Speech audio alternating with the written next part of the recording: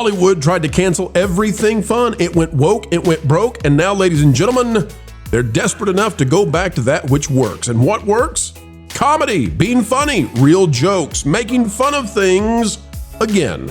And that's where they're going back, folks, to get their bread buttered. Today, we'll tell you whether this is another failed attempt or has Tinseltown finally found their way to get a funny bone again.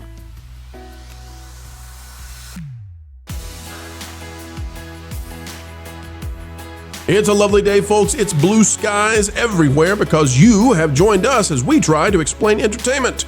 Keep you ahead of the culture curve, and we've got a PhD level of understanding into how Hollywood destroyed the comedy genre and why now they're finally willing to bring it back. We've got an expert comedian on the panel. Let's dive in. Click the like button, and here we go. They're uncanceling comedy. That's the promise we're getting from Hollywood right now. Marlon Wayans promises Scary Movie 6 will cancel the cancel culture and bring back the funny biz. This is at thatparkplace.com by Trevor Denning. Here's what it says. 25 years after its debut and a decade after its last installment, the Scary Movie franchise is back with what it calls a rebootquel. Starring co-writer Marlon Wayans said the new film isn't just about reviving the spoof genre, it's about pushing back on what he sees as a more cautious comedy landscape. What we're trying to do is bring back laughter, he said. This is about bringing back comedy the way it used to be, and I think the only way to do it is you have to cancel the cancel culture. This is something that we've been calling for a very long time. You cannot be funny without being abrasive. You must take on the orthodoxy to make a joke. That's the whole point of the thing. So the fact that now they're figuring out you got to cancel culture. Paul, the only thing I'm sad about is it took this long to get there. I wish comedians had immediately pushed back against the woke orthodoxy in the effort to stymie and stop everybody from saying something that might offend. But here we are. And finally, it looks like we're going to get the win. I think comedy is desperately needed because, Paul, they are desperate right now in Hollywood trying to find some way to save things. If we go to the Hollywood Reporter, the city council is green-lighting measures to boost production in LA. They killed a lot of the favorite genres we love, and comedy is one of them.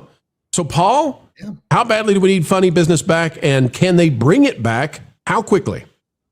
Well, there's no doubt that it was a core part of the movie and television business. I did the research on it. Anywhere from 20 to 25% of all movies every single year were comedies. And I'm not just talking about the crass comedies, but back in the day, you had Cary Grant in any number of comedies, right? I mean, that was a staple of Hollywood. You could even look to the Ivan Reitman movie Dave, which is a very gentle throwback kind of comedy. That's a comedy, right? And so we shouldn't just be concentrating on the vulgar stuff, although I'm really looking forward to the vulgar stuff. To the vulgar stuff. I mean, I think we need it as like a palate cleanser. Unfortunately, Naked Gun, the most recent one that shot blanks. Although anyone out there who can find the movie Nirvana, the band, the show, the movie, I would really encourage you to go see it because it is nothing like you will ever see. It's inventive, fun, funny, an amazing comedy. But it's leaving the theaters in droves these days. It's kind of run its course. Yeah, we need comedy. I mean, I think that's an important part of it. One of the problems with the most recent, DEIing of comedy is that an awful lot of people who had comedy careers kind of all, I think, voluntarily ran their course. You know, whether it was Will Ferrell, whether it was the guy who did Severance. Gosh darn it, what's his name? Ben Stiller. Ben Stiller. So, I mean, there's a whole bunch of people who did a whole bunch of comedy and I mean, they have every right to stop. I mean, there's no law that requires them to continue any kind of career, but all that stuff, all these heroes of ours stopped all at once. Paul, how much did it damage, real quick, and I'll get you in, Ron. Paul, how much did it damage comedy to go to streaming and not have those redundancies built in where, for example, the Austin Powers movies, I know the first one didn't really succeed until it went to DVD and VHS. How much does that hurt the genre that you either have to make it big at the box office or else just stick it on streaming in the first place is kind of the way they're viewing it? Yeah, I think comedy more than anything else is something that you want to possess and find on your own, and then it becomes special. I think comedy has suffered from the fact that there's no more DVD sales, really. Yep. Ron, your question? I was just going to say that when it comes to actors like Ben Stiller and Will Ferrell, they're acting like their past work has offended their current self, and I have issues with that. Yeah, that's a good point. It doesn't make any sense, and it's not just them. I mean, we've seen it of a lot of Steve Hollywood. Steve Carell. He's apologized for The Office, which is one of the greatest shows of all time. I mean, the whole point of his character in The Office was to be unapologetically offensive and naive about it and dumb about it, and like that's what made it the comedy. And it's sad to think that we couldn't do that anymore. And so I'm looking forward to this, and I'm hoping that somehow they can involve Chris Pratt and Anna Faris together in the script, because and talk about their past relationship. That'd be just hilarious if they. I don't know if they're on good grounds at this point in time, but that would be funny. But the success for the future is not going to involve resurrecting the gang from Scary Movie, the Wayans brothers. The success for the future is going to be to nurture a whole bunch of new crazy people and executives that are willing to green light it. Now, that being said, it has to be done cheaply, because the expectation is that it is an English language product. One of the arguments that Hollywood has always had is that comedy doesn't travel, and right, because it's dependent on the semantics of the language in which it exists. Yeah. For the most part, there are visual gag movies that you can do, but they tend to be more juvenile. So we need comedy. People want to. I mean, if you want to fill the theaters, it's one of the genres that people want to go with other people to see. And it's a feel good. And so we need that. We need that again. And people need to laugh together. It's cathartic for the whole society. I agree. I think, for myself, like when I think that I have to go back and I want to feel good on a bad day, like I'm not feeling it, and I have to go watch Three Amigos, or I have to go watch Spaceballs, the original one. I mean, yeah, they're 40-year-old movies, 30-year-old movies, and because there's nothing like that, there's nothing that good that's come out just in the last 10 years or 15 years. That's sad. We could count on our hands the number of comedies, memorable comedies that have come out in the last 10 years. Well, do you think one of the reasons why the second Ghostbusters film failed was because it wasn't comedic in any way? It gets a bad rap, but it's because it's a comparison to the first, I think. It's not terrible. It's not funny. I mean, can you point out your favorite comedic scene in that film?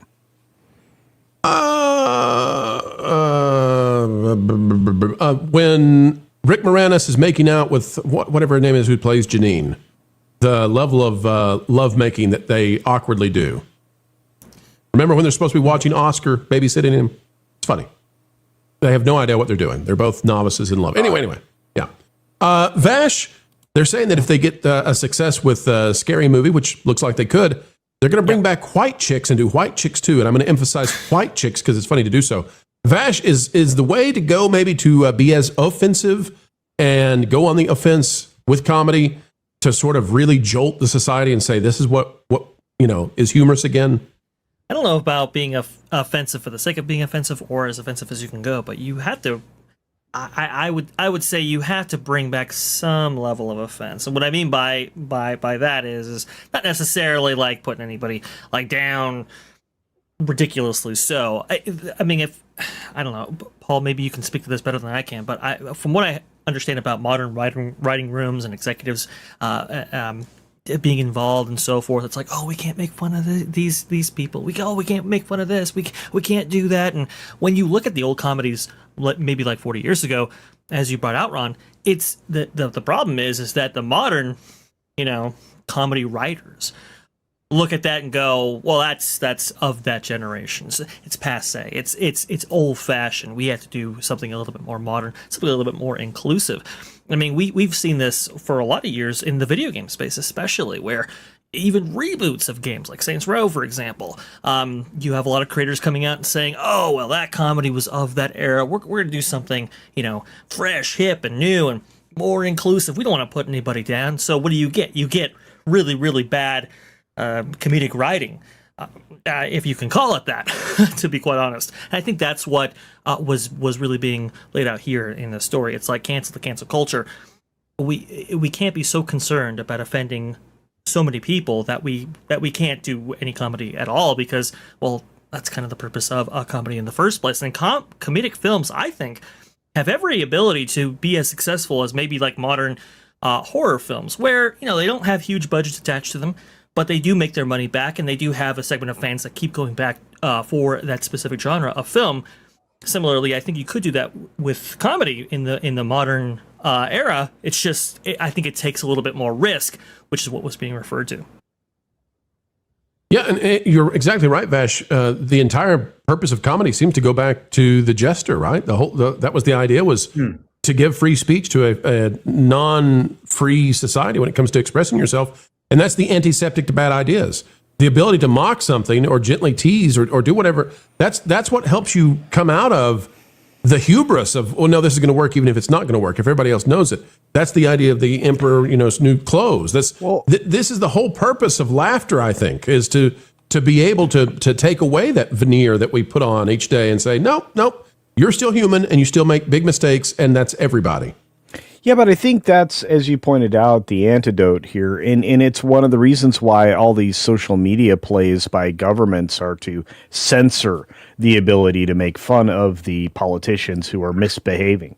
Despots don't like to get made fun of, culture. They don't like it. Hey, look, to look at the reaction in various, what were formerly Western democratic societies, whether it's America's Hat or our friends over there in the jolly UK, we have a different level of tyrants now. And they don't like being made fun of because they're beta tyrants, though, culture. They're a special kind of tyrant. Well, they're undermining a system of government that worked for the people. So they weaponize empathy, and you can't make a joke against weaponized empathy because you might hurt somebody's feelings. Paul, I think you've earned the ability to give us the wrap up on this one. Your thoughts on the return of comedy potentially, and what it would mean for the industry. Well, I think it's crucial. And in fact, I think the industry needs to be concentrating on comedy more than anything. I just finished watching Top Secret again. I hadn't seen it in a long time, with Val Kilmer. Unbelievably funny movie. One of the things that actually made it very funny was the fact that it was filled with a lot of Jewish jokes. And I miss that. I'm Jewish, and I think one of the things that we've lost is I thought you were Ethiopian. Crazy Seinfeld-y, old style Jewish kind of humor. No one's doing that anymore.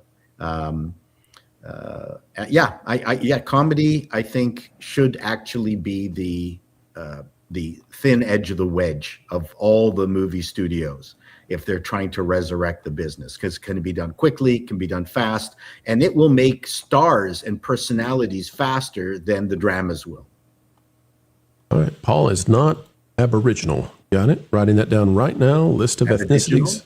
Yeah, you're not an Aborigine, not an Inuit, not Ethiopian, Jewish.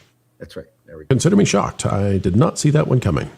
It's always sad when one of these video ends, and yet it is the beginning of the wait for the next one to land. 4 times a day right here on the Pro Channel. And by the way, there's plenty more on our partner channels. That Part Place, That Pod Place, That Game Place. And go check out the original music we have on stations like Vacation Radio. We'd love to have you, love to entertain you. At least we'll do a better job than some of the current entertainment companies. Folks, like, share, subscribe, and you know what? Drop a comment right on down below. Share this out anywhere you go on social media. And until the next time, we have the honor, the pleasure of getting to spend time with you when you choose to invite us into your day to add the value that we hope to bring your way. We ask that you keep learning, keep growing, and as always, keep having fun.